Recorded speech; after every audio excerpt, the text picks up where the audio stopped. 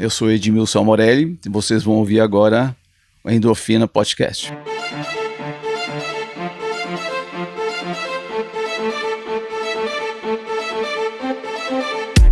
Sou Michel Bogli e aqui no Endorfina Podcast você conhece as histórias e opiniões de triatletas, corredores, nadadores e ciclistas, profissionais e amadores. Descubra quem são e o que pensam os seres humanos que vivem o esporte e são movidos à endorfina.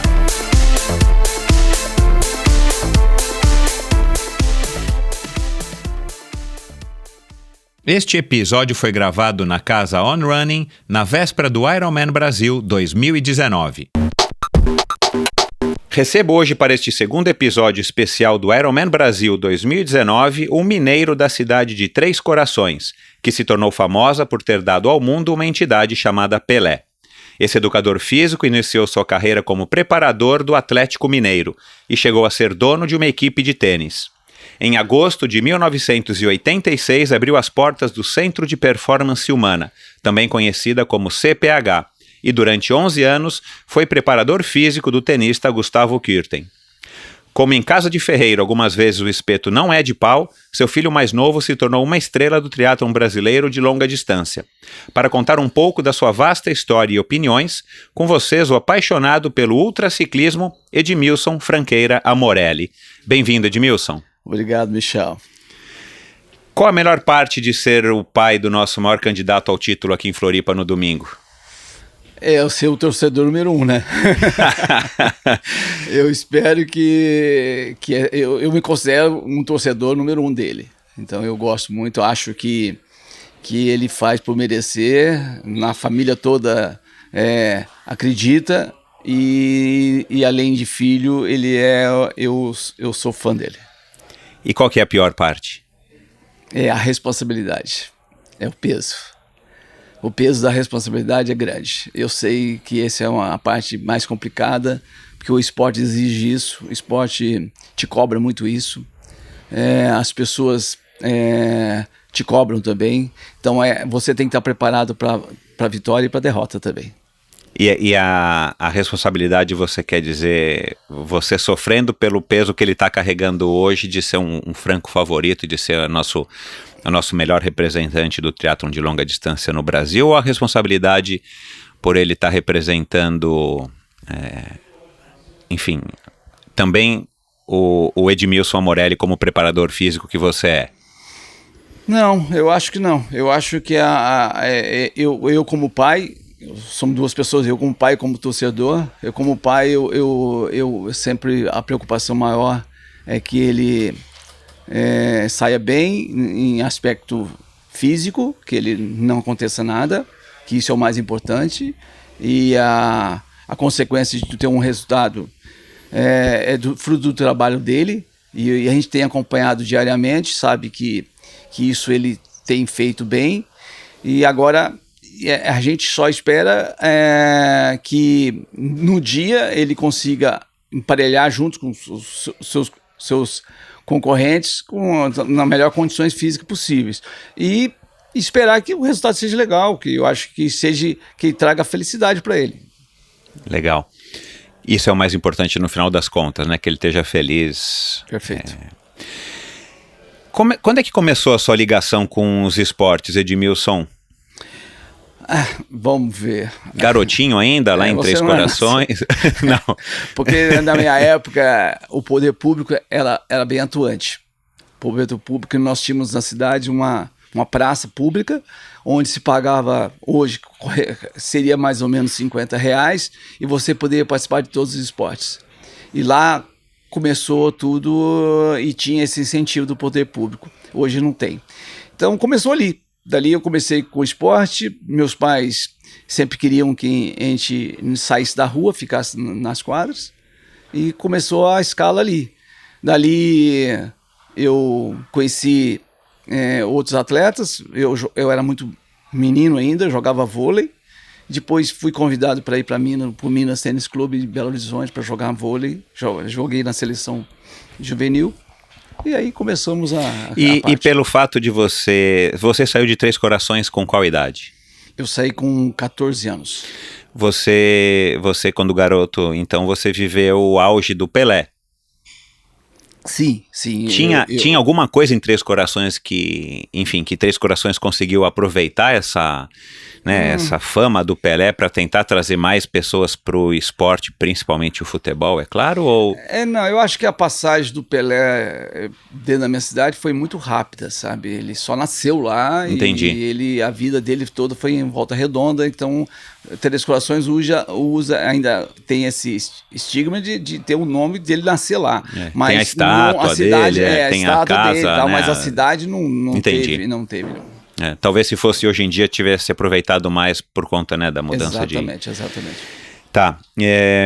Bom, e aí depois a gente estava até conversando aqui antes de começar a gravar. Você hoje, né, tá com 65 anos, você já participou de corridas de aventura, né, que você estava me explicando aqui que na verdade você quis acompanhar muito a Thalita, né, irmã do Igor, sua filha mais velha. Mas a tua paixão é o ciclismo de longa distância. Exato. Conta como é que foi aí, rapidamente essa passagem pelas corridas de aventura, e aí como é que você migrou para o ciclismo de longa distância, inclusive tendo pedalado 3.400 quilômetros daqui para o Chile, daqui do Brasil, né, de Balneário para o Chile, onde você mora hoje. Na verdade, quando começamos a corrida de aventura, eu comecei mais com o intuito de proteger minha filha. Então, eu ficava com receio das provas, as provas eram meio perigosas, aí acabei falando com a minha esposa, eu vou treinar e vou tentar acompanhá-la. Aí acabei entrando numa equipe que ela tinha e fiquei... E ela recebeu bem isso? Ela achou, pai, não precisa. Não, ela não, na época ninguém comentou isso, mas foi bem, tá bom. Ela nem percebia, né? Mas eu sentia dentro da equipe que eu sempre a minha preocupação era a proteção para ela. Isso acabou, depois eu fui gostando de fazer a corrida e nós fizemos a equipe, participando durante uns 3 a 4 anos. Depois disso, as corridas ficaram muito mais severas, muito mais difíceis, e aí eu acabei indo para o ciclismo. Aí eu achei o ciclismo, mas sempre procurei um ciclismo de endurance, que eram provas longas, de grandes distâncias, e acabei participando de um evento que era a travessia do Atlântico ao Pacífico, que saía de Balneário e ia até Antofagasta, no Chile, que daria 3.400 quilômetros. E nós fizemos, até foi editado um programa, um filme, que chamou Predadores de Distância, no ciclismo. E aí foi bem legal, foi uma experiência... Onde que a gente acha esse filme? No YouTube você acha. Que legal, vou colocar então os links aqui no post do episódio de hoje. Quantos dias? Foram 24 dias. Caramba. Nós pedalávamos das 6 da manhã até as 5 da tarde. E isso dava uma média de 240 a 300 quilômetros, mais ou menos por dia.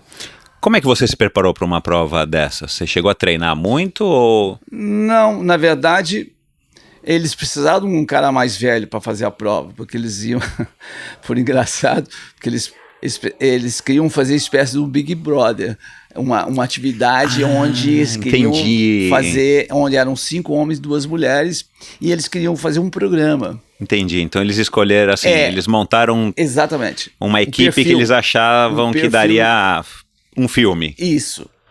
E realmente, eles fizeram um roteiro que nós que estávamos participando não entendíamos muito bem o que seria o roteiro, mas chegaram a ter atrito, porque, claro, porque eles provocaram todas umas situações.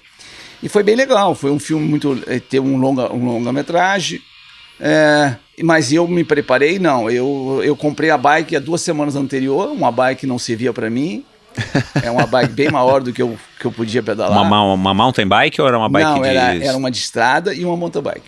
Podia trocar de bicicleta de acordo com o tipo do terreno. Que você não podia andar. Então, eu acabei me condicionando durante essa aventura. E foi muito difícil do ponto de vista físico? Foi. Assim, sofrido, né? Dolorido. Foi sofrido, porque eu tinha recém feito uma cirurgia de joelho. Uau. E meu médico pediu que eu ficasse uns 6 meses parado, e eu, depois de 2 meses, já fui fazer uma aventura dessa. Me diz uma coisa, Qual que é a parte que mais te atrai no ciclismo de longa? Depois você fez um brevet de 1.200, né? Que é uma prova longuíssima na França. Isso. Quando é que foi essa Predador de Distância? Faz 10 anos atrás. Tá. Foi 10 anos, foi em 2009, mais ou menos. E esse brevet de 1.200 na França foi quando? Foi depois, faz uns 6 anos atrás. Legal. E hoje ainda você continua fazendo umas pedaladas mais longas, né? Eu vi que faz pouco tempo você subiu a Serra da Graciosa, que não é uma prova longa, mas é uma prova desafiadora, né? É porque eu acho que é como o pessoal do Iron, que treina muito antes da prova, as provas de endurance, ela tem um lado bem legal, que é o lado de desafio você. E você acaba, durante um pedal longo, você se encontrando com você mesmo. Uma viagem, literalmente, interior. E eu acabei me identificando, sabendo que eu ia largar, eu tinha provas que eu largava, eram 48 horas de pedal sem parar, e eu sabia que eu ia me deparar comigo mesmo durante vários horários e para me desistir. E isso me atraiu, porque eu queria me encontrar comigo mesmo às 2 horas da manhã e eu tinha que vencer, eu tinha que passar por isso. E isso me ajudou muito na minha vida particular, no meu lado profissional. Porque as pessoas vão ouvir sempre aquela vozinha no momento e falar assim, não vai dar mais. E nessa hora que começa. Exatamente. É nessa hora que você precisa... Nessa hora que começa o jogo. Que legal, cara. Isso é o que me atrai também nas provas de longa distância, exatamente o fato de você poder ficar num contato mais profundo com você mesmo, lutando contra, né, essas vozes interiores, né? Como é que você caiu na preparação física do Guga, né? Eu falei aqui na introdução, você ficou aí 11 anos, de 94 a 2005, participando aí da preparação física na equipe técnica do Guga. Como é que você caiu no tênis, com um background de tendo passado pelos times de futebol que você passou como preparador físico e tal? Qual que é a tua relação com o tênis? Bom, eu morava em Belo Horizonte na época, como eu te falei, eu tinha uma equipe de tênis, e nessa equipe de tênis eu acabei conhecendo o técnico do Guga, que era o Larry, mas ainda não era técnico do Guga, mas técnico de um outro atleta. E ele me convidou, falou, por que você não quer ir para Santa Catarina trabalhar com tênis? Porque eu já trabalhava em Belo Horizonte. Eu falei, quem sabe um dia eu vou aparecer por lá. Aí acabei vindo para Santa Catarina trabalhar com tênis, e aí conheci o Guga, e o Larry me convidou, nós ficamos fazendo já um trabalho de longo tempo. Eu morava em Balneário, mas eu me deslocava a Florianópolis para dar treino para ele. E convivemos aí uns bons 11 anos, com viagens, em competições diretas com ele. Uma pessoa que me identifiquei muito bem, porque ele era uma pessoa muito especial, como eu acho as pessoas de alto rendimento são pessoas muito especiais. Eles têm alguma coisa, uma luz própria. E eu me identifiquei muito com o esporte de rendimento. Então eu achava que aquilo eu sentia bem. Eu gostava do desafio. Foi a primeira vez que você lidou diretamente com atletas de alto rendimento? Não. Eu lidei no futebol, exemplo, com o Éder. Tinha atletas nas equipes que você treinou que eram atletas de verdade, né? Eu não sei se é atleta de verdade, mas eram atletas profissionais, né? Polêmicas à parte. Polêmicas à parte. Então eram profissionais. Então eu lidei com atletas nesse nível de futebol, mas não era o que eu queria, que eu achava que deveria ser, e acabei me inteirando com o Guga, que eu achava que era realmente um atleta que tinha um perfil e tinha um comprometimento com rendimento. Então esse eu me identifiquei melhor com ele, porque eu como eu te falei, eu venho da área da medicina e eu aprendi muito bem. Eu trabalhei no Incor em São Paulo e eu conheci um orientador meu lá que ele falava que você deveria sempre procurar o que não é explicável. Você tem que procurar as coisas que as pessoas não estão falando no dia a dia. Esse seria o caminho melhor. É o caminho você já fez corrida de aventura, sabe? Aquela estrada limpinha, bonitinha, você pode saber que está errado. Exatamente. Não é isso? Exatamente. Quando está muito fácil é porque tem alguma coisa que está errada. E aí eu lembrei, se eu tirei então eu levo para minha vida do diária. Se eu tá muito fácil, pode saber que tem alguma coisa errada. Então a corrida de aventura me ensinou muito. Por isso, quando era um perrengue muito grande, tinha que passar no rio e tal, eu falei, não, esse caminho é certo.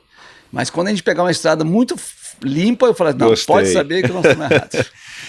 E o Guga foi um atleta receptivo aos ensinamentos e aos estímulos? Era um atleta fácil de se trabalhar ou ele era um atleta, até por ser muito jovem na época, ainda um pouco resistente? Não, ele sempre foi um atleta muito fácil de você trabalhar com ele. Ele era assim, ele era uma pessoa que ou confiava ou não confiava.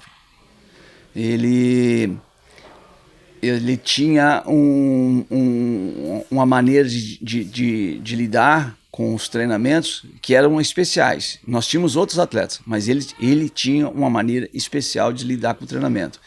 Ele é aquele treinamento que ele treinava muito. Ele terminava o treino, ele treinava mais um pouco. Quando terminava super determinado. Ele treinava mais um pouco. Então, ele me ensinou, naquela época eu era bem mais velho que ele me ensinou que resultados só vêm através de trabalho. Então, ele trabalhava muito, não era pouco, era muito. A primeira vitória dele em Roland Garros foi muito surpresa para vocês? Ou vocês sabiam que ele tinha de fato todo o potencial, ele só precisava estar no melhor dia dele? Foi surpresa. Eu sempre vou falar, e eu já falei com você na conversa anterior, que e muitas pessoas discordam da minha opinião, mas eu acho que tem atleta que tem sua energia própria. Eu vejo em algum atleta de rendimento, parece que eles têm uma bateria carregando nas costas sozinha, não precisa ligar, eles se autoalimentam, se automotivam. Motivam, e o Guga era uma pessoa assim. Então ele superava, como ele supera até hoje. Ele é uma pessoa que eu vejo alguns atletas em outras áreas com o mesmo perfil. Então, não são coisas que nós, preparadores físicos ou nós técnicos, podemos alterar. Ele é meio nato da pessoa. Então, quem sabe daqui uns 10, 15 anos a gente vai chegar e poder saber o que é isso. Mas hoje nós não sabemos. Da onde vem o que é isso? E que como preparador físico, como treinador, fica muito mais fácil, porque você só tem que canalizar e direcionar para o melhor caminho para que ele possa desenvolver um potencial maior dele, porque a energia ele já tem. O drive ele já tem, ele já está programado para aquilo. Não é bom para mídia, não é bom assim para patrocinadores, não é bom para ter. A gente acha assim, eu sempre falo, o atleta é o atleta, é ele que consegue as coisas, é ele que é o responsável por tudo, é ele que ganha, é ele que tem toda a força. Nós, preparadores físicos, técnicos, coach, eles inventam tanta coisa, né? Hoje tem tantas pessoas que querem fazer parte da glória, que eu acho que isso é meio em vão. Nós somos mais que podemos mostrar o caminho. Nós mostrando o caminho. Agora, o atleta ele tem que saber assim, ó, é ele. O resultado é dele, é ele que ganha, é ele que tem um esforço, é ele que foca, é ele que treina, tudo é ele. Eu acho que as pessoas têm que entender bem isso. É muito especial. Nós temos que entender que o atleta ele tem que merecer todos os lucros, tudo é o atleta, porque é ele que é a pessoa mais importante de tudo. Porque senão, eu acho que faz sentido, concordo com você, porque senão todo atleta que passaria pela mão do Larry, pelas suas mãos, seria um campeão. Seria campeões. Então Perfeito. Tem que ser, precisa sim de ter um apoio, na minha opinião, eu acho que precisa de ter um apoio bem direcionado de um técnico, de um coach, do que quer que seja, mas de fato a última palavra é do atleta. Exatamente. Né? É ele quem vai, tanto é que a gente vê pessoas que têm um potencial enorme, que não conseguem caminhar, seja talvez por falta de uma orientação boa, ou até porque tem o potencial físico, mas não tem o lado psicológico, ou tem o psicológico e não tem o físico, mas de fato, se todo atleta dependesse primordialmente do seu treinador, ou do seu psicólogo, ou do seu coach preparador, a gente teria muito mais campeões do que a gente tem hoje. Então, o Exatamente. fator humano do atleta, claro que predomina, eu concordo com você. Agora, com toda essa tua experiência sendo pai do Igor, e aí a gente vai falar aqui rapidamente também da CPH, que eu fiquei chocado, tá com 36 anos, aliás, a CPH surgiu por conta da demanda do Guga, né? Você acabou de me contar Basicamente, aqui sim. que você precisava de ter um lugar para dar um treinamento, e você Exatamente. criou o Centro de Performance Humana, que era para atender primeiro o Guga, e transformou num business já Exatamente. empreendedor que você é, que a gente conversou aqui agora, né?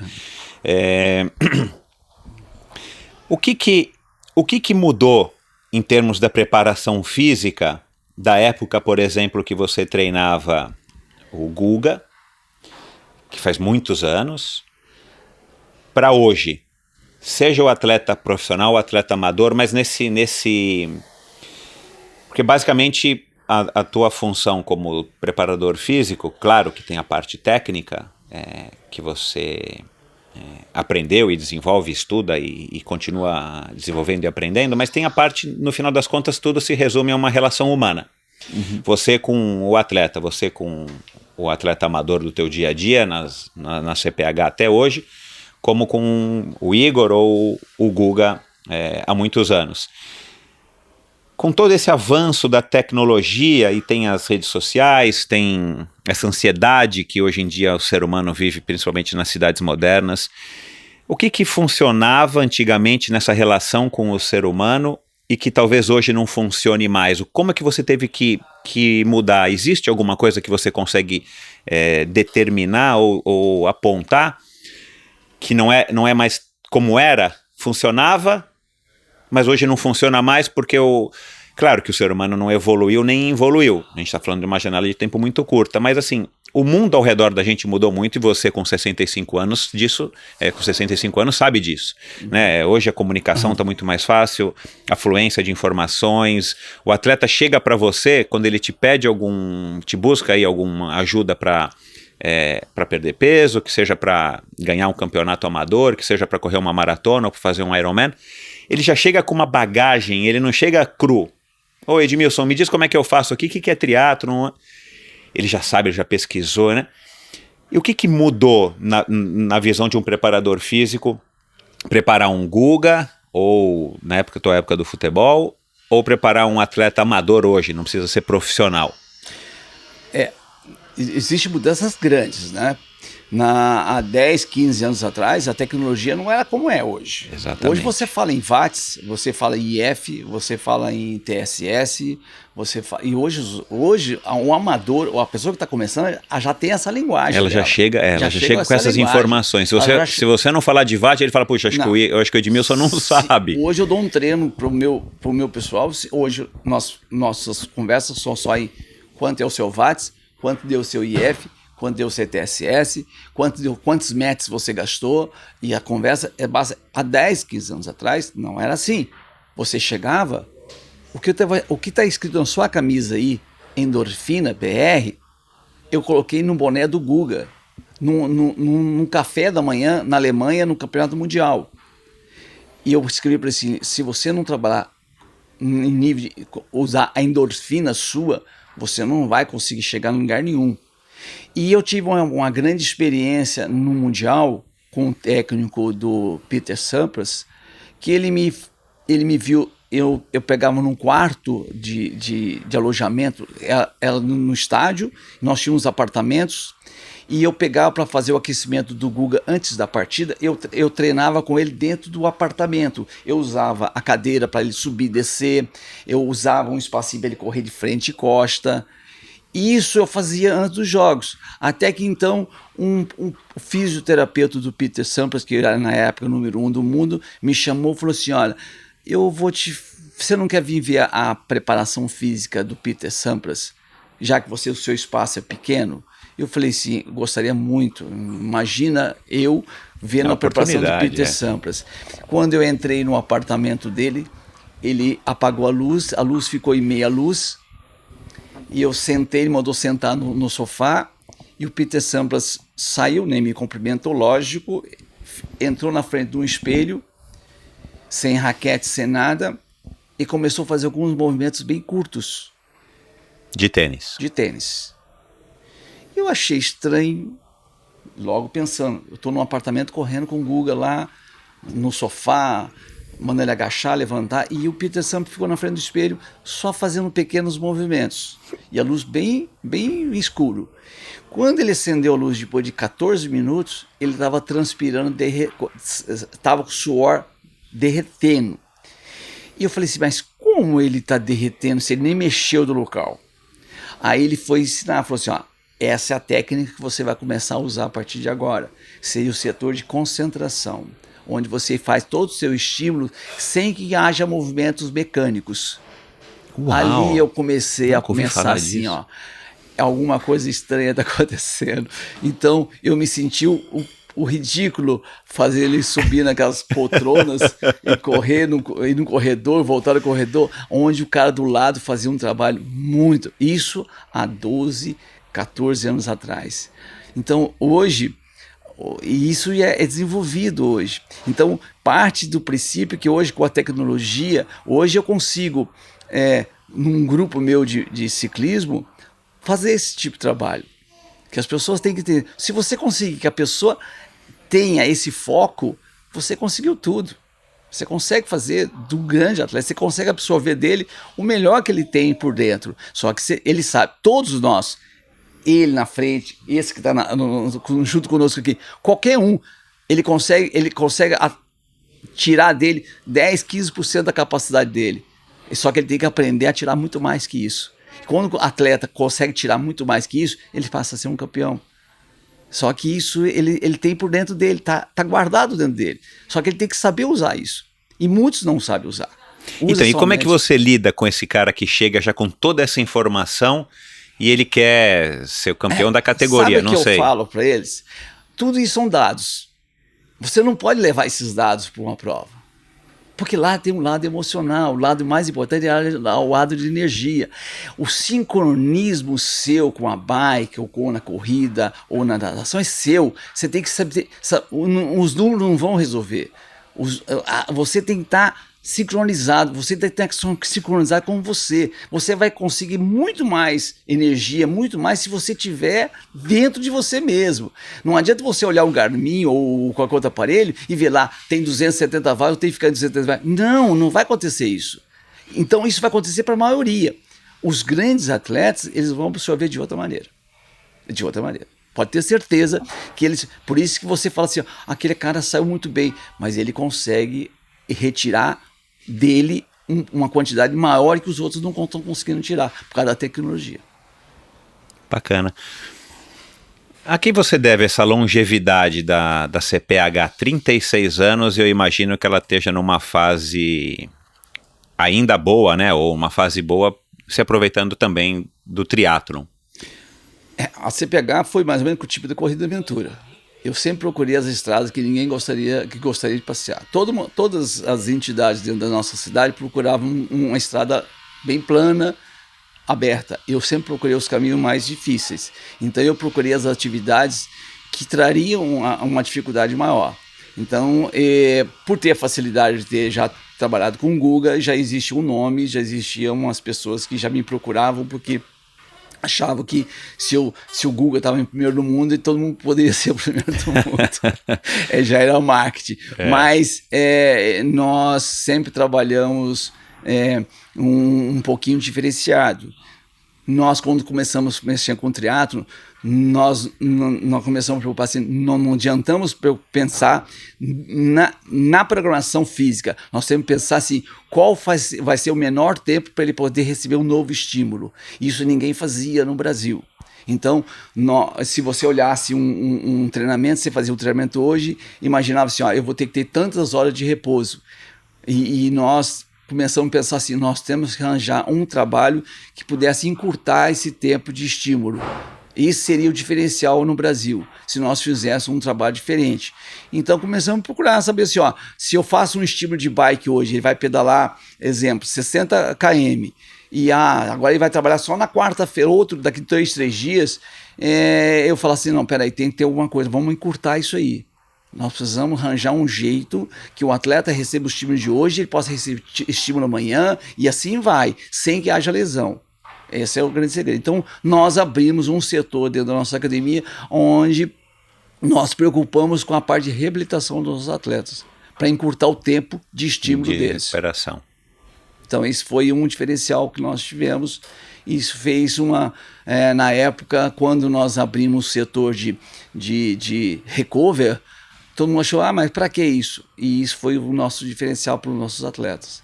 Porque hoje eles recebem estímulos em menor tempo e sem ter níveis de lesões. Como é que você descobriu o triatlon? Você lembra como é que foi? Quando é que você ouviu falar do triatlon? Ou você até tinha ouvido falar, mas não tinha prestado atenção. Mas quando é que você, de fato, olhou para o triatlon?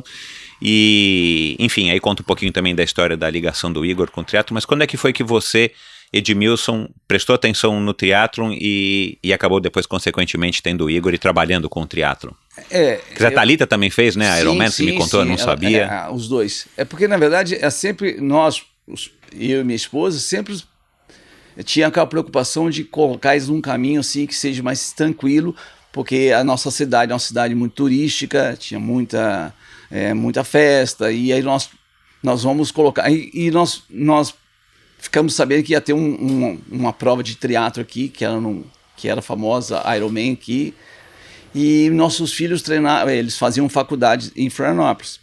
Aí nós convidamos com eles para eles poderem trabalhar como staff do Ironman, aqui no Ironman. Em 2001, no primeiro Ironman? Primeiro Ironman. Que era o Galindes, eram as lendas do triatlo e tal. E eles foram trabalhar como staff. Eles trabalharam... Eles trabalharam aqui em Floripa. Eles trabalharam entregando água. Se não foi bem na Búzios, não, foi mais para lá. E eles trabalharam no Ironman, o Igor e a Thalita, para poder começar a entender o que era o triatlo. Eles tinham 20, 22, sei lá, 20 anos, menos. Aí o Igor falou, é um esporte interessante, eu gostei. Eu falei, ótimo, então vamos comprar uma bike para você. Aí ele falou, compra uma bike para ele, compra. Aí eu fui para o Paraguai, não tinha estrutura nenhuma. Pera só um minutinho, você como preparador físico, tudo bem que a gente está falando já dos anos 2000, mas assim, como é que você achou qual foi a sua primeira impressão sobre o triatlon? A combinação das três modalidades, foi uma coisa que te surpreendeu ou, enfim, de alguma maneira você já achou que isso era uma coisa... Porque na verdade assim, eu acho o triatlo como é um esporte reto, ele não tem... Eu lidava com um esporte de muita habilidade, que você precisa ter um certo nível de condicionamento físico para você usar 60% da sua capacidade, mas para que não afetasse a parte técnica, que o tênis exigia muitas habilidades finas. O triatlo já é um pouco contrário. Ele é repetitivo. É mais repetitivo, é reto, e é um esporte que exige muita a valência física. A valência física. Então foi o que me atraiu, que era exatamente o oposto que eu estava fazendo naquela época. Eu trabalhava muito com a parte nervosa, muita sensibilidade. Então, o atleta meu, se eu não tivesse muitas fibras brancas, eu não teria muita função no tênis. Entendi. Já o triatlo era um misto, que era muito... Era trabalho de endurance, de resistência, que depois eu fui confundindo, que começou a ter velocidade e já mudou como está hoje. Isso, mudou. Tá. O que é mais difícil hoje? Ganhar o Ironman em Florianópolis ou ser empresário no Brasil? Ser empresário no Brasil. Acho que todo mundo já ouviu isso, mas ser empresário é difícil. Cara, porque você manter há 36 anos uma academia, né, um negócio voltado para o esporte no nosso país, ainda para o esporte também voltado para o esporte de alto rendimento e tal, é complicado, né? Porque na verdade... Você passou por todas as moedas que a gente teve recentemente. Como eu falei com você no começo, presidentes. quando eu comecei fazendo medicina, e quando eu falei para meu pai que eu ia para educação física, ele falou assim, vou te internar, que você ficou louco. E ele me botou para fora de casa. E eu fiquei fora de casa um tempo, né? Aí depois, mas eu fui fazer educação física, eu achava que era o que eu gostava de fazer. Que na época, né, diga-se de passagem, ou você ia ser Professor de escola. Escola ou de clube. Ou de porque clube. não tinha academia, né? Ou professor de faculdade. Exatamente, não tinha academia. Então, eu falei, não, eu vou fazer educação física e eu gostava do esporte. E porque naquela época eram as profissões bem sucedidas na época, era a medicina e trabalhar no Banco do Brasil. Eram duas coisas que era muito procurar naquela época. Então, mas a minha mãe me apoiou e eu fiz educação física, mas sempre ligado um pouquinho à medicina. E fiz educação física, abandonei, fiz o vestibular escondido, passei, mas na verdade a última prova nem fiz, porque fiquei com medo do meu pai e acabei passando bem ainda. Mas tudo bem, fiz educação física e aí na empresa... por ser empresário, eu achava assim, ó, eu não posso alugar alguma coisa, eu teria que comprar e fazer. Aí eu escolhi uma área bem longe, bem assim afastada do centro da cidade e comprei um terreno e falei assim, aqui eu vou fazer a minha vida. Aí eu vendi tudo que eu tinha não tinha nada, na verdade. Eu vendi uma bicicleta que eu tinha, era o bem que eu tinha maior. Aí eu trabalhei fixando cartaz na rua, assim, porque era proibido na época, se prendesse era eu, não teria problema, os empresários me colocavam, eu fazia esse serviço, o serviço sujo eu fazia, mas eu precisava de ganhar, e aí eu sabia assim, ó, eu vou comprar um terreno, eu vou montar em cima, eu não vou alugar, porque se eu alugar eu não vou ter. Aí acabei depois, a cidade cresceu, e eu acabei tendo lucro porque foi investimento não no que eu ganhava na academia, mas na valorização do imóvel. Então acabei tendo a vantagem essa. Ah, entendi. Aí foi meu salto de estar hoje até hoje, foi que eu investi em uma coisa própria. E eu desfiz de tudo para me investir na própria, que eu acreditava, que eu falava sempre para meus filhos, não preocupa o que você vai ganhar no final do mês, mas preocupa o que você está plantando. Não queira fazer a colheita logo, a colheita vai demorar. Ó, imagina um cara que planta eucalipto, ele vai plantar hoje, ele vai daqui 10, 15 anos que ele vai colher. Você está disposto a plantar? Ah, tô. Então vamos plantar. Uma visão de futuro, né? É de futuro. Então hoje nós somos um centro de Balneário Camboriú. Então quer dizer, aí foi assim que foi atrás. Como é que você foi parar em Camboriú? De Belo Horizonte? De Belo Horizonte por causa do Larry, por causa do Guga. Ele foi em Belo Horizonte e o Larry tem um centro de treinamento em Camboriú, não em Balneário Camboriú, em Camboriú. E aí ele falou, vamos para lá, que lá é melhor, tal. Eu não sabia, tal. E vim assim de cara e coragem.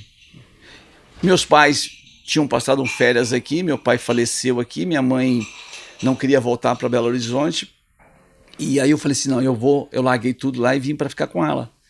E aí começou a trabalhar com o Guga, trabalhar com o Larry, montei a academia e depois montamos um centro de reabilitação e montamos a assessoria.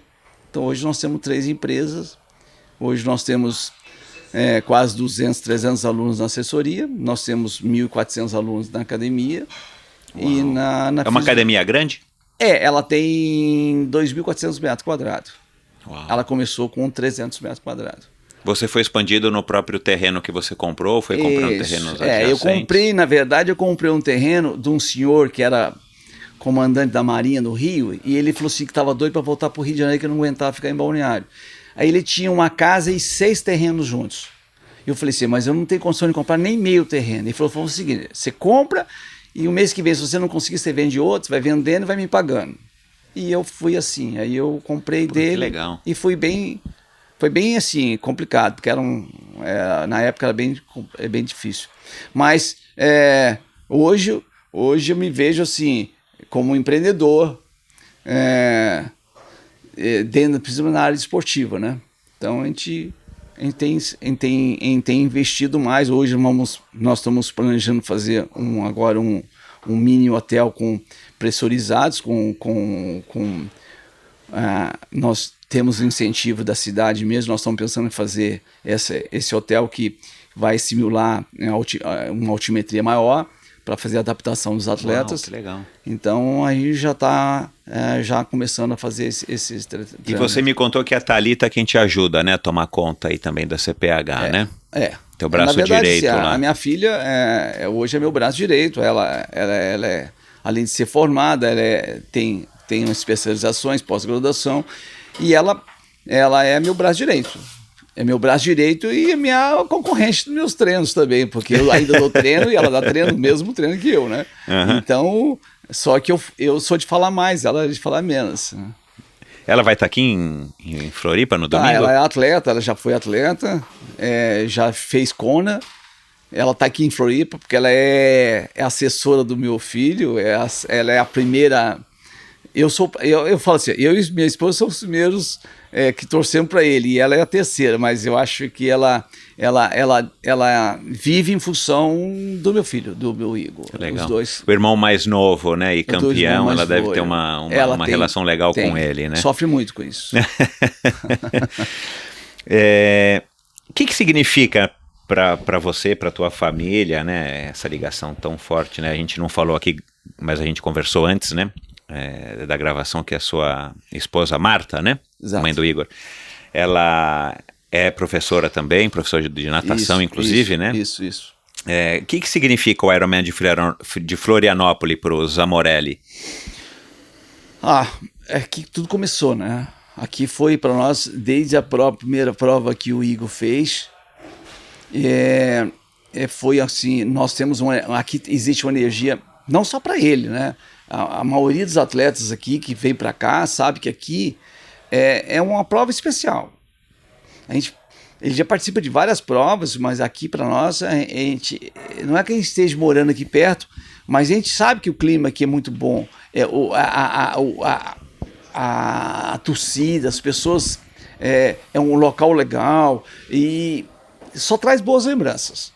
E mesmo na época a gente torcia para o Galindes, vinha para assistir essas provas, a gente sempre sentia alguma coisa especial. Sabe? Você consegue dizer, eu imagino, né, eu quero confirmar aqui com você, mas eu imagino que o Ironman de Florianópolis, ele também tem um papel importante dentro da CPH, né, por estar atraindo atletas que eventualmente procuram a CPH, e aqui no sul do Brasil a gente sabe que tem muitos triatletas e o fato de o Ironman ser realizado aqui desde 2001, o Ironman Brasil ser realizado aqui desde 2001, acabou também puxando e desenvolvendo uma cena do triatlon aqui que eu acho que não existia antes. A gente tinha, na época que eu competia, alguns atletas que vinham do sul, mas claro que era uma coisa muito mais forte no eixo Rio e São Paulo, como talvez continue sendo hoje, mas o fato do Ironman ser aqui em Florianópolis, eu acho que desenvolveu muito o esporte aqui no sul do país. O Ironman de Florianópolis tem um peso importante dentro da CPH? Sim, tem. Em termos de aluno, de pessoas que treinam dentro desses 200 aí da assessoria e tal para... Quantos atletas vocês têm aqui, você sabe, de cabeça? Para domingo? 38 atletas. Uau. Competindo no domingo. Lógico, não só para a gente, mas como para quase todas as assessorias do Brasil, o Ironman é importante. É importante. Todas as assessorias, queiram ou não queiram, têm um agradecimento muito grande ao Ironman de Florianópolis, porque ele é realmente uma prova diferenciada, é uma prova que é um sonho de todo mundo, as pessoas querem participar, se não está participando e querem assistir, então ela tornou-se uma prova excepcional. Então, muito bem organizada. Nós já tivemos outras provas, nós já participamos de outras provas em outros locais no mundo, são boas, são muito boas, mas nada compara com Florianópolis. O que você acha que é preciso para um brasileiro vencer aqui? Eu fiz essa pergunta para o meu filho, ele ficou bravo comigo, ele falou, você não vai falar isso lá. Eu falei assim, pergunta para o Igor, mas finge. Não, como preparador físico, não, assim, o que você acha que... Eu entendo. Porque você acabou de falar uma coisa que eu concordo com você, aliás, eu gosto de dizer que o triatlon brasileiro, ele foi um triatlon até 2001, certo. Depois de 2001 ele virou um outro triatlon, né? O triatlon antes do Ironman Brasil e o triatlon pós Ironman Brasil. Perfeito. Mudou completamente, e aí a gente pode fazer análises que mudou para melhor e mudou para pior, tem sempre os dois lados da moeda, mas sem dúvida nenhuma é um marco e para mim mudou para melhor o triatlon brasileiro. Mas é uma responsabilidade muito grande. Florianópolis hoje tem já uma tradição, né? Porque acho que é a 19ª prova, né? Começou em 2001, nesse ano. E tem esse fator de ser uma prova no Brasil, né? Onde os brasileiros estão aqui. Quer dizer, na minha época, quem me dera se eu tivesse um Ironman no Brasil pra gente competir no padrão que é o Ironman do Havaí. O Ironman Brasil, que é uma franquia do Ironman do Havaí. E o aspecto psicológico eu acho que pesa muito aqui para os brasileiros e ao mesmo tempo acaba sendo um incentivo, né? Por isso que eu queria te fazer essa pergunta, queria ouvir a tua opinião, porque eu acho que ao mesmo tempo que tem toda a torcida, tem o peso e a responsabilidade, aí tem a história da imprensa, da mídia, a própria autocobrança do atleta e tal. Então eu vou ter que deixar para ouvir essa resposta do Igor quando a gente for gravar com ele, quem sabe no domingo à tarde ele já vai ter uma resposta para isso, né? Vamos lá. Qual que é a tua relação hoje como treinador com o Igor? Né, você é pai, você tem a CPH, você é um cara que entende, participa, é atleta, mas como treinador, qual que é a tua relação com ele? Assim, o que o Igor depende de você, ou como é que você lida com, ou é com a Thalita, eu não sei, mas qual é a tua relação como treinador com ele? A nossa relação, vamos dizer assim, a relação da família, porque muitas pessoas que estão nos ouvindo vão entender o que eu vou dizer. A família é a base de tudo. Um dia, essa semana, perguntaram para mim assim, como é que você conserta o mundo? Vai para sua casa e cuida da sua família. Isso é verdade. Então, começa em casa. Começa em casa. Então não adianta querer consertar o mundo se você consertar na sua casa. Então na nossa casa, a minha esposa, a minha filha, nós vivemos o mundo do Igor.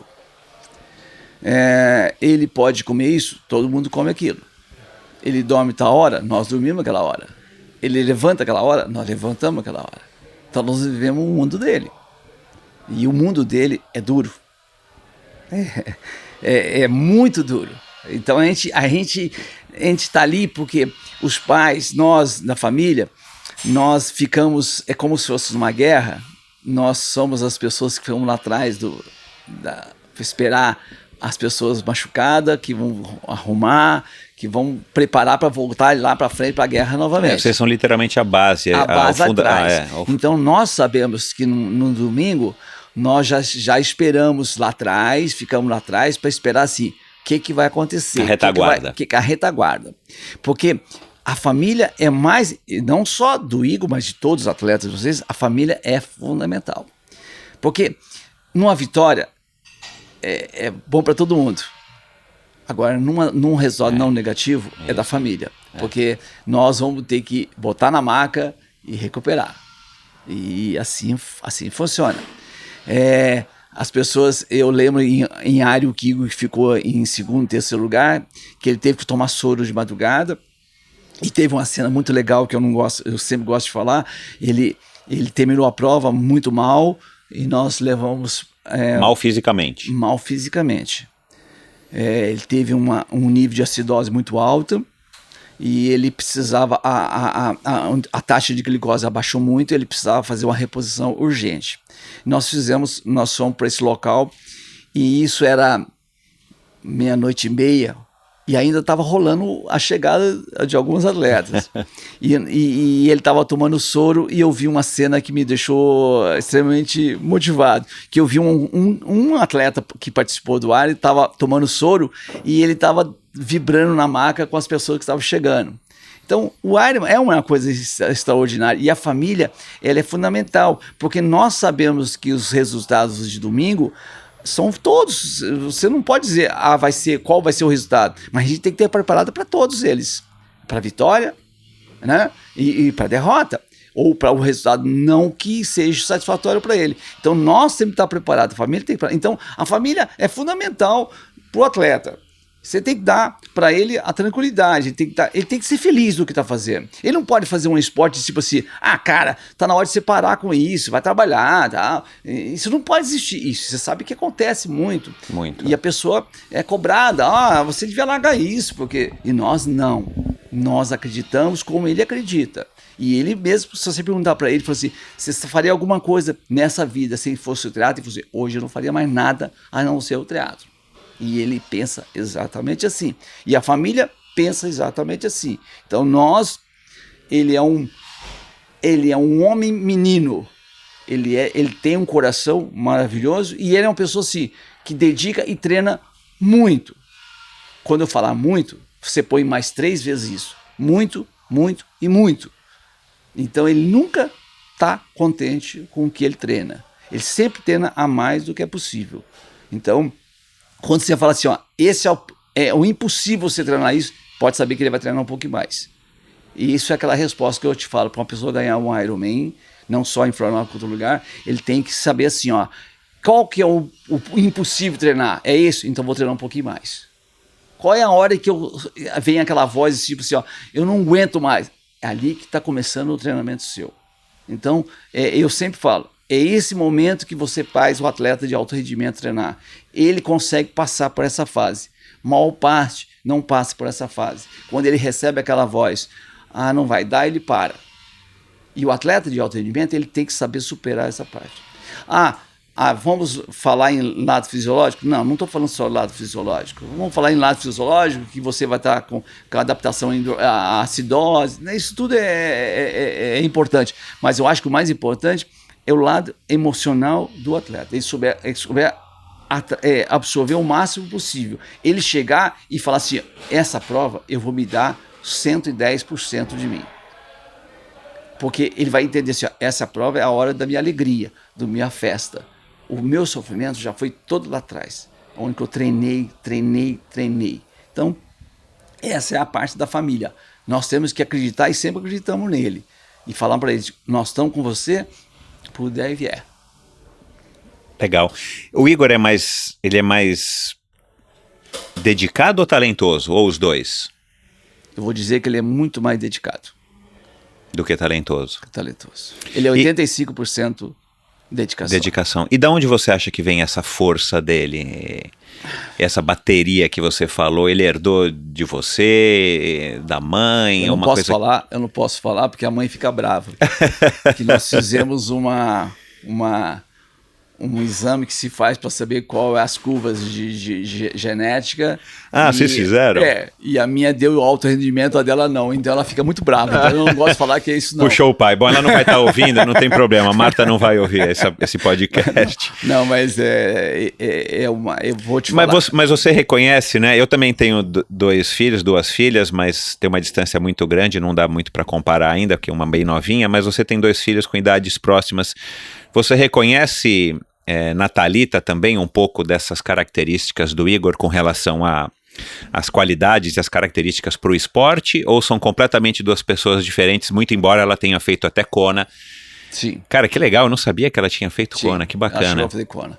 A Thalita, ela tem, o direcionamento dela, ela é excepcional na parte assim, intelectual. Ela tem um trabalho dentro da área dela excepcional, coisa que me surpreende muito. Tá? Que orgulho, né? O Igor, devido à infância dele, ele ter feito um pouco de trabalho diferente da Thalita, porque ele já, quando ele era bem novinho, ele era alérgico. E nós tivemos que fazer um trabalho todo especial com ele não podia tomar leite. E aí nós tivemos uma preocupação muito grande com ele. E nós começamos a treinar ele desde cedo lá, por causa da alimentação, por causa da saúde. E o Igor venceu muitos obstáculos. Ele teve vários obstáculos muito sérios que qualquer pessoa normal poderia ter parado com o esporte. Ele venceu por todas elas. Isso nos surpreendeu muito. Ele teve uma mononucleose, que é uma doença seríssima. Que ficou 6 meses sem poder fazer uma atividade. E nós achávamos que ali ele desistia. Ele não desistiu. Ele pegou mais força ainda. E cada vez que ele pegava quando ele quebrou o braço, treinando para fazer o Ironman, eu surpreendi muito quando eu estava de moto atrás na BR, quando eu vi ele com o braço quebrado, eu achei que ele ia ficar desesperado. Ele falou assim, agora eu tenho mais força ainda. Legal, cara. Se a gente perguntar, se a Thalita entrasse aqui agora, a gente perguntasse para ela ia dizer que o Igor é mimado por ser o filho mais novo, por ter tido essas alergias e tal? Não houve uma super proteção? Não. O fato agora de vocês terem uma vida familiar toda dedicada, né, entre aspas, ao Igor? Não, vamos dizer, é a que mais protege o Igor é ela. Ela, se quer incomodar ela, falar alguma coisa. Irmã mais velha, tem um papel de irmã mais velha. Ela tem um papel, sim. Ela faz quando ela fazia a prova dela, ela estava fazendo a prova dela, mas estava preocupada mais com o resultado dele. E chegou em Kona, ela estava fazendo a prova e ele parou a prova, ela também parou. Ela falou assim, não tem sentido eu terminar se ele não terminou. Então era bem assim, é só para você ter ideia do relacionamento dos dois. Qual foi o melhor conselho que você já deu pro Igor? Seja feliz. Bacana.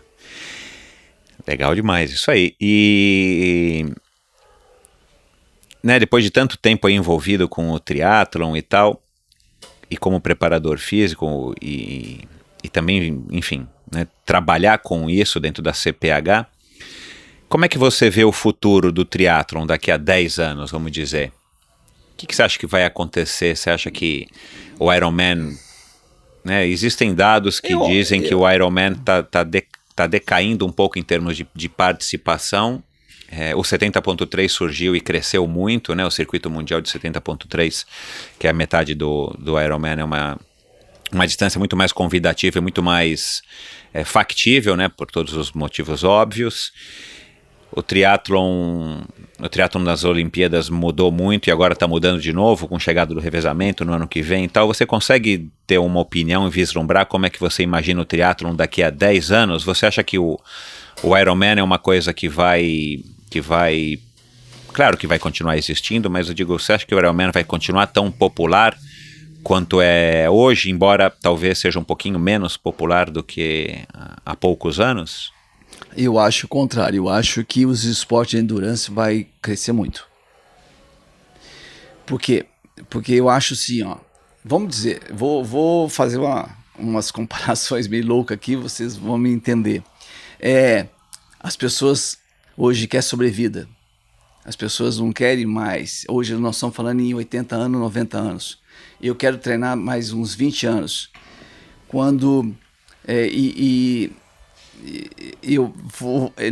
nós temos algum dispositivo do nosso corpo, quando a gente treina, a gente dá essa sobrevida. E as pessoas vão entender que essa sobrevida, principalmente no esporte de endurance, ela funciona muito bem. Um esporte curto de muita explosão, ela separa muitas pessoas, são poucas pessoas que podem fazer o trabalho de explosão.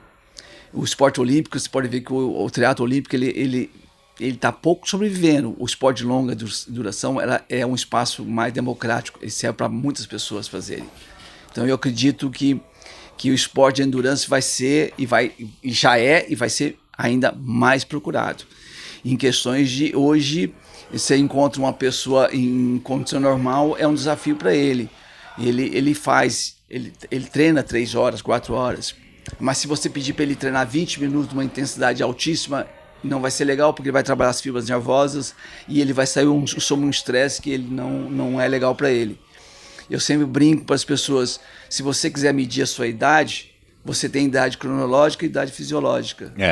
Então isso que é o mais importante, você saber assim, ó, eu me considero com a idade fisiológica de 50 anos, eu não quero mais minha identidade, eu não quero saber. Se a pessoa me pergunta, quantos anos você tem? Eu falo assim, ó, eu tenho 50 anos. Mas por que você tem 50 anos? Em Balneário você não conhece, mas nós temos uma estrada, chama Estrada da Rainha, que é desafiadora. E ali, todo dia eu vou subir ela e falo assim, eu tenho 50 anos. O dia que eu não estiver subindo mais ela aqui, eu já passei dessa idade. Mas, na verdade, o esporte de endurance eu acho que vai crescer muito. Ele vai... E as pessoas... Tanto que você pode ver que hoje, as pessoas que vão até frequentar uma academia que não são... Eles querem um desafio para eles durante o dia. Eles querem fazer uma aula que seja desafiadora para eles.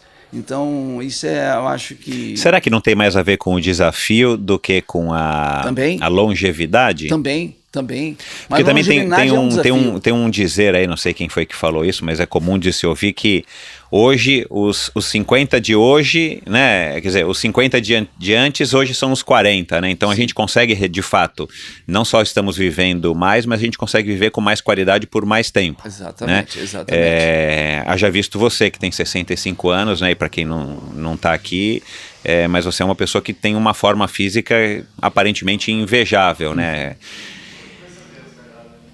O esporte de alto rendimento, ele não é tão saudável quanto o esporte normal que a maior parte das pessoas pratica.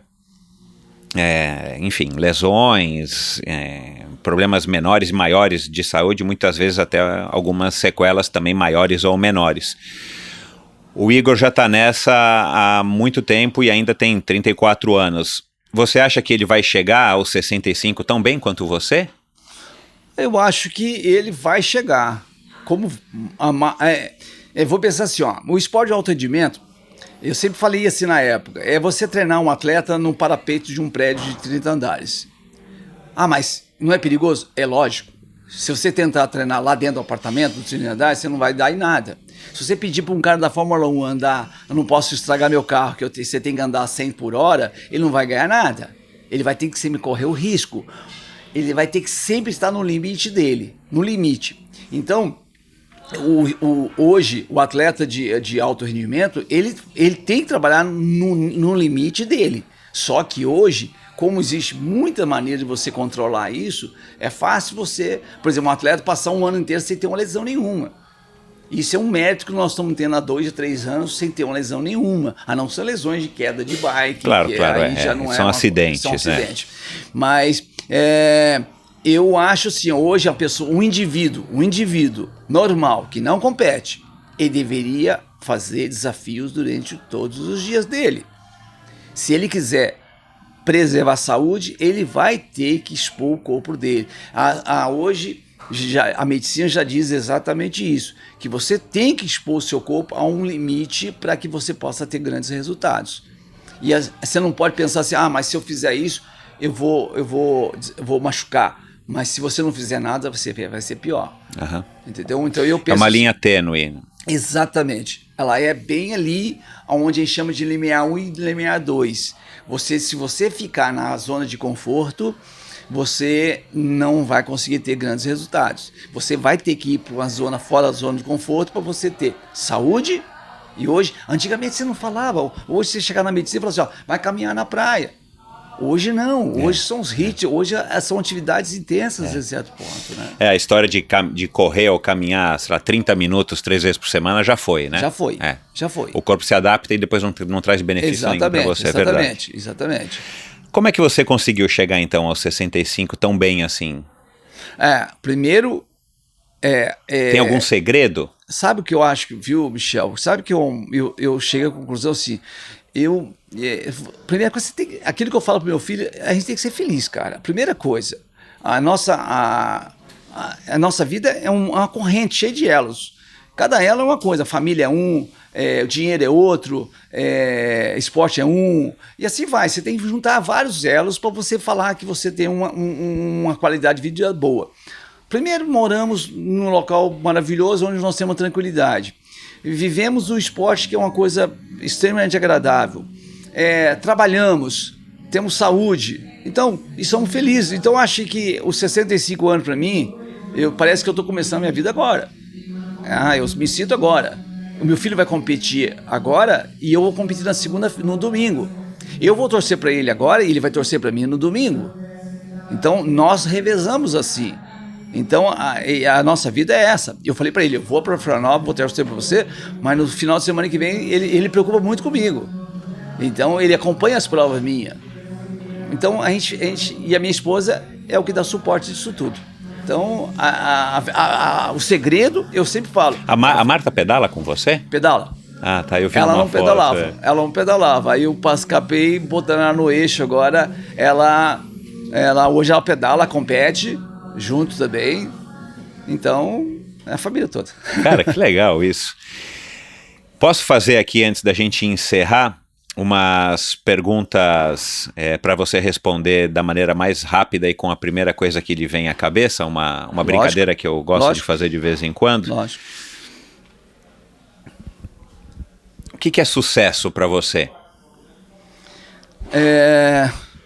Vou ser repetitivo. É ser feliz, cara. Para mim, só tem essa palavra. Família,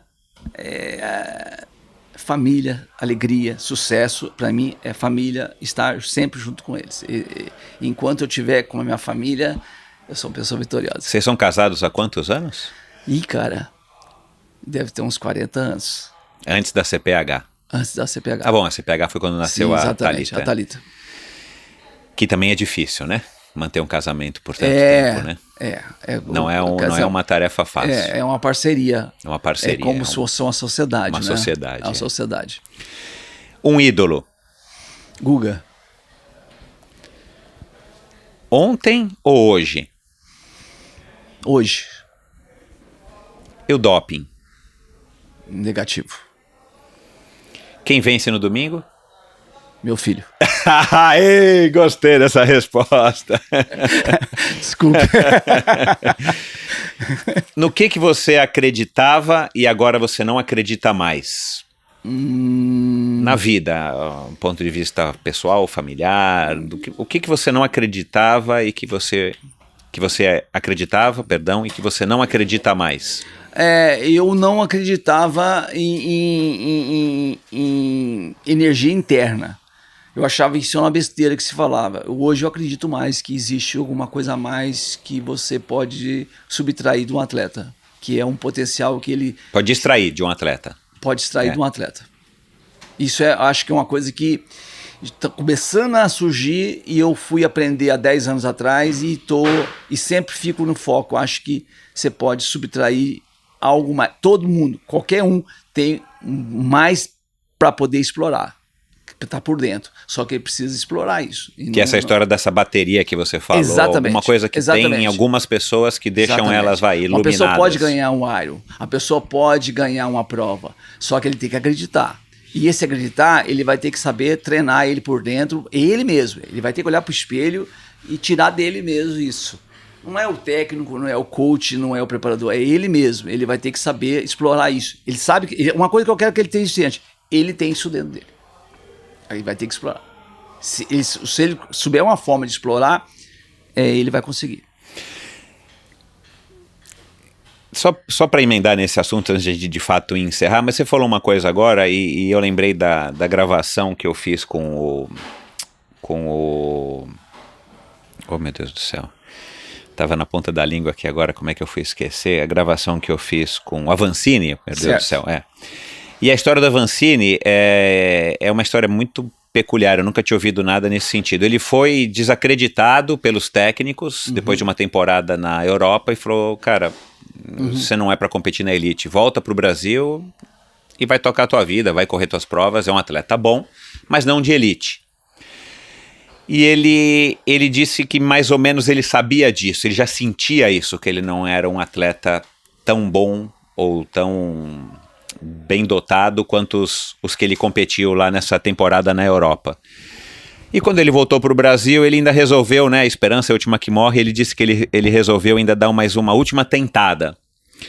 E aí ele resolveu que ele iria treinar, talvez, eu faço uma analogia com o que você falou do Igor, ele disse que ia treinar muito mais do que qualquer outra pessoa, do que ele já havia treinado. Ele falou, cara, se eu não me tornar um atleta campeão, não vai ser por falta de esforço físico, de fato. E ele começou a treinar muito mais do que qualquer outra pessoa, segundo ele, né? Ele mesmo diz isso. E no final das contas, ele acabou sendo campeão mundial. Nesse caso, por exemplo, ele diz que ele não tem talento nenhum, ele diz que o dele é 100% dedicação. Você acha que mesmo um atleta desse, ele justamente encarou essa primeira queda, né? De receber do técnico dele essa palavra que ele mesmo já disse que sentia, de que ele realmente não era uma pessoa para chegar lá.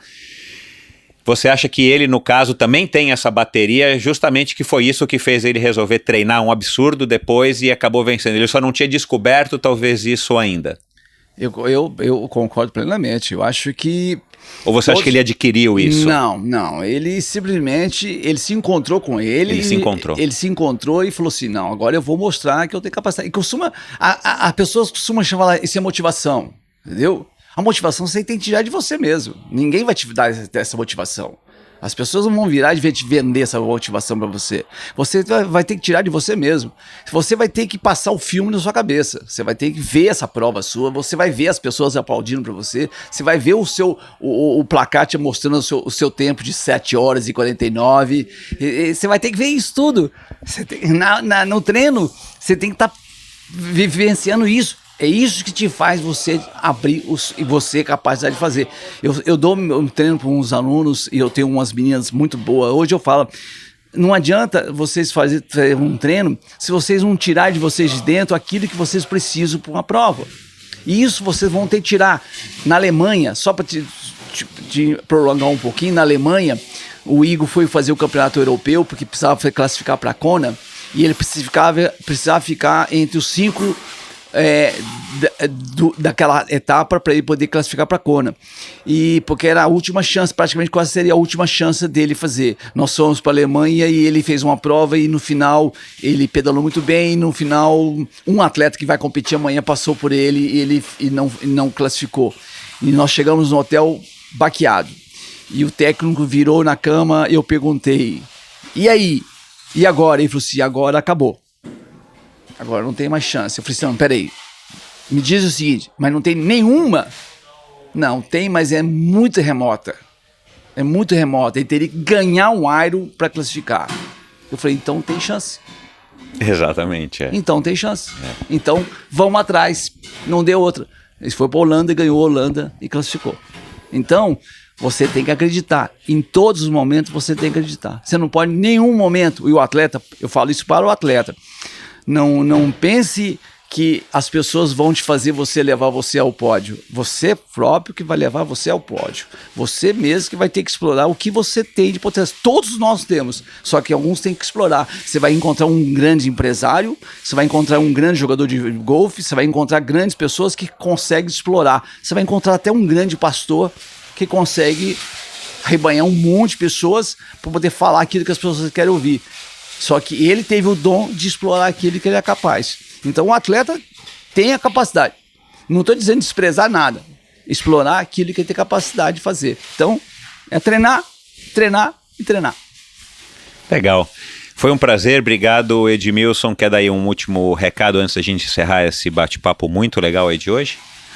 Cara, eu queria agradecer e dizer que para mim foi muito importante, foi falar e dizer que eu gostaria muito que as pessoas começassem a se conhecer melhor e se explorassem melhor em tudo aquilo que se faz. E tudo que se faz, a primeira porta para você dar tudo certo é fazer com felicidade. Muito obrigado. Mensagem tá dada. Obrigado. Valeu.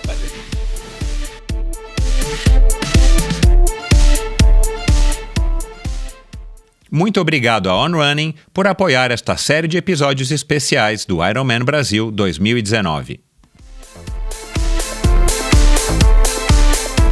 Obrigado por ouvir esse episódio do Endorfina. Acesse o endorfinabr.com, vá no post do episódio de hoje para conhecer um pouco mais sobre o meu convidado e alguns assuntos abordados em nossa conversa. Lá você ainda encontra todos os episódios do Endorfina e uma galeria de fotos da história do triatlon brasileiro. Se você curtiu, colabore assinando o Endorfina na iTunes Store ou Spotify e compartilhando com seus amigos. Lembre-se de enviar suas sugestões, críticas e comentários através do perfil Endorfina BR no Instagram ou através do Endorfina com Michel Bogli no Facebook. Um abraço e até a semana que vem.